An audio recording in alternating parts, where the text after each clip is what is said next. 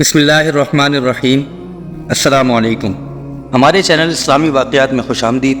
اگر آپ نے ابھی تک ہمارے چینل کو سبسکرائب نہیں کیا تو پلیز سبسکرائب کر دیں اور بیل آئیکن کو پریس کر دیں تاکہ آنے والی ہر نئی ویڈیو کا نوٹیفیکیشن آپ کو بر وقت حاصل ہو جائے۔ حضرت ابن عباس رضی اللہ تعالیٰ عنہ حضرت کعب بن احبار رحمۃ اللہ علیہ سے نقل کرتے ہیں کہ انہوں نے بتایا کہ بنی اسرائیل میں ایک اول درجے کا ولی تھا جو عبادت میں منفرد مقام رکھتا تھا۔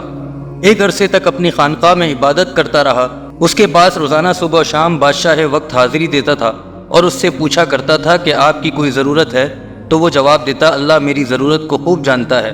اللہ تعالیٰ نے اس عابد کی خانقاہ پر انگور کی ایک بیل اگا دی تھی جو ہر روز ایک انگور اٹھاتی۔ جب اس عابد کو پیاس لگتی تو وہ اپنا ہاتھ آگے بڑھاتا تو پانی ابل پڑتا تھا اور یہ اس پانی کو پی کر پیاس بجھا لیتا تھا۔ اس طرح ایک طویل عرصہ گزر گیا۔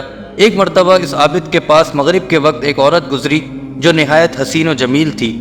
اس عورت نے پکار کر کہا، اے اللہ کے بندے! تو اس بزرگ عابد نے کہا، لبیک۔ یہ سن کر وہ عورت کہنے لگی، کیا تمہیں تمہارا رب دیکھ رہا ہے؟ اس نے فرمایا کہ وہ اللہ ایک ہے، قہار ہے، حی و قیوم ہے، دلوں کے اسرار سے واقف ہے اور جو قبروں میں ہیں ان کو اٹھانے والا ہے۔ عورت یہ سن کر کہنے لگی، مجھ سے میرا شوہر دور ہے، اس لیے مجھے ایک رات کے لیے اپنے پاس ٹھکانہ دے دو۔ بزرگ نے یہ سن کر اس عورت سے کہا کہ اوپر آ جاؤ۔ وہ عورت اوپر چڑھ گئی اور اس بزرگ کی خانقاہ میں پہنچ گئی۔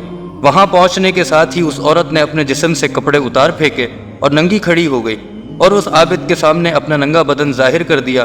یہ منظر دیکھ کر اس بزرگ نے اپنی آنکھیں بند کر لی اور فرمایا، تو تباہ ہو جائے، اپنے آپ کو ڈھانپ لے۔ یہ سن کر اس عورت نے جواب دیا، تیرا کیا جاتا ہے اگر تو آج رات مجھ سے فائدہ اٹھا لے؟ تو بزرگ نے یہ سن کر اپنے نفس سے مخاطب ہو کر کہا، اے نفس، تو کیا کہتا ہے؟ نفس کہنے لگا، اللہ کی قسم میں تو فائدہ اٹھاؤں گا۔ یہ سن کر بزرگ نفس سے مخاطب ہو کر کہنے لگا، تو تباہ ہو جائے، کیا تو گندک کے دوزخ کے کپڑے مانگتا ہے، آگ کے پاٹ مانگتا ہے، میری عرصے کی عبادت ضائع کرنا چاہتا ہے؟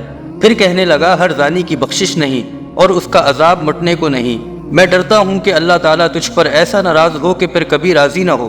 لیکن اس بزرگ کے نفس نے اس عورت کے متعلق خوب بہکایا، تو بزرگ نے نفس سے مخاطب ہو کر پھر کہا، میں تیرے سامنے دنیا کی چھوٹی آگ پیش کرتا ہوں، اگر تو اس کو برداشت کر گیا تو اس رات اس لڑکی سے نفع حاصل کر لیں گے۔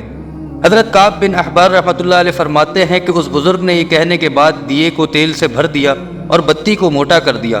اس منظر کو وہ عورت بھی دیکھ رہی تھی اور اس بزرگ کی اپنے نفس سے گفتگو بھی سن رہی تھی۔ پھر اس بزرگ نے چراغ کو جلانے کے بعد اپنا ہاتھ اس جلتی بتی پر رکھ دیا۔ یہ بتی جل رہی تھی لیکن اس بزرگ کے ہاتھوں کو نہیں جلاتی تھی۔ دیکھ کر بزرگ چیخ کر کہنے لگے، تجھے کیا ہے، جلاتی کیوں نہیں؟ تو وہ بتی اس کا انگوٹھا کھا گئی، یعنی جل گیا، پھر اس کی انگلیاں کھا گئی، پھر اس کا ہاتھ کھا گئی۔ یہ منظر دیکھ کر اس عورت نے زوردار چیخ ماری اور دنیا سے کوچ کر گئی۔ پھر اس بزرگ نے اس عورت کے جسم کو اس کے کپڑوں سے ڈھانپ دیا۔ جب صبح ہوئی تو ابلیس لعین نے چیخ کر کہا، اے لوگو، فلاں بیٹی سے فلاں عابد شخص نے زنا کیا اور زنا کرنے کے بعد اس کو قتل کر دیا۔ چنانچہ جب یہ خبر بادشاہ تک پہنچی تو بادشاہ اپنے لشکر اور رعایا کے ساتھ سوار ہوا اور عبادت خانے تک پہنچ گیا جہاں وہ راہب عبادت کیا کرتا تھا۔ وہاں پہنچ کر بادشاہ زور سے چیخا تو عابد نے اس کو جواب دیا۔ بادشاہ نے عابد سے پوچھا کہ فلاں کی بیٹی فلاں کہاں ہے؟ عابد نے کہا، یہیں پہ میرے پاس موجود ہے۔ بادشاہ یہ سن کر عابد سے کہنے لگا، اس کو کہو کہ وہ میرے پاس آئے۔ بزرگ نے کہا، وہ مر چکی ہے۔ یہ سن کر بادشاہ کہنے لگا، چونکہ وہ زنا کے لیے رضامند نہیں ہوئی، حتیٰ کہ تو نے ایک جان کو قتل کر دیا جس کو اللہ تعالیٰ نے حرام قرار دیا ہے۔ پھر بادشاہ نے غضبناک ہو کر اس عبادت خانے کو گرا دیا اور عابد کی گردن میں زنجیر ڈالی اور اسے گھسیٹنے لگا، اور عورت کی لاش کو وہاں سے اٹھا دیا گیا اور اس عبادت خانے کو گرا دیا گیا۔ اس وقت کے لوگوں کا دستور تھا کہ زانی کو آرے کے ساتھ چیر دیا کرتے تھے۔ عابد کا ہاتھ جو رات کے واقعے میں جل گیا تھا، اسے عابد نے ہاتھ کی آستین میں چھپایا ہوا تھا اور وہ عابد واقعے کی حقیقت کسی کو نہیں بتا رہا تھا۔ چنانچہ آرے کو عابد کے سر پر رکھا اور جلادوں کو حکم دیا کہ آرے کو چلا دو۔ چنانچہ حکم ملتے ہی جلادوں نے تعمیل کی اور آرا چلا دیا۔ جب آرا عابد کے دماغ تک پہنچا تو اس کی آہ نکل گئی۔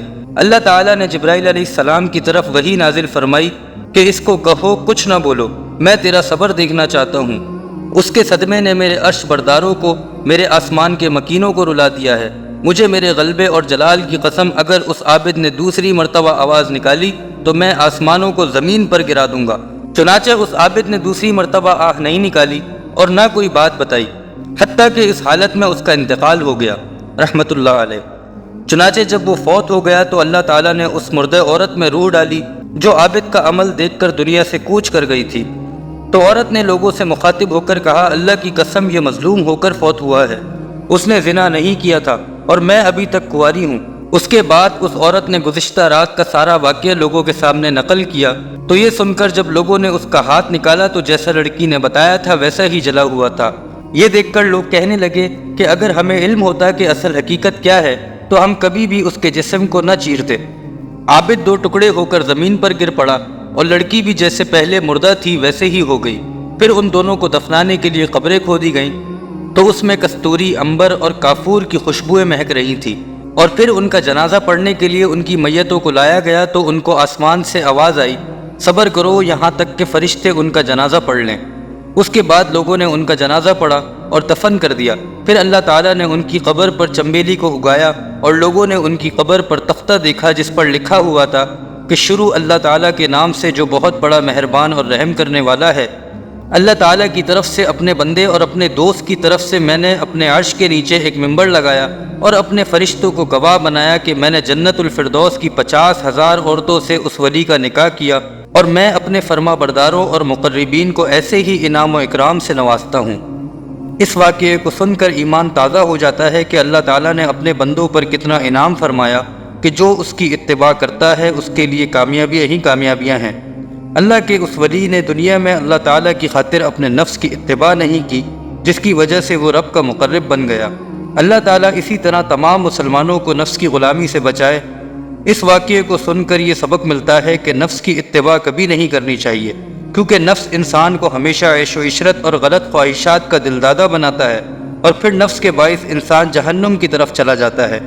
یہاں تک کہ آپ اس واقعے سے اندازہ لگا سکتے ہیں کہ زنا پہلی امتوں میں کتنا برا اور بدترین عمل سمجھا جاتا تھا، اور اس کی سزا ان لوگوں نے کتنی سخت رکھی تھی، اور اس عابد نے اپنے جسم کو اتنی شدید تکلیف میں مبتلا کیا، لیکن جہنم کے خوف کی وجہ سے زنا کی طرف نہیں گیا، کیونکہ وہ جانتا تھا کہ جہنم کی ہولناکیاں اپنے اندر کتنی شدت رکھتی ہیں اور جہنم کی آگ کتنی سخت ہے، جس کے بارے میں اللہ تعالیٰ فرماتا ہے کہ وہ سب سے بڑی آگ ہے، اور حدیث شریف میں ہے کہ تمہاری یہ دنیا کی آگ دوزخ کی آگ کا 70واں حصہ ہے۔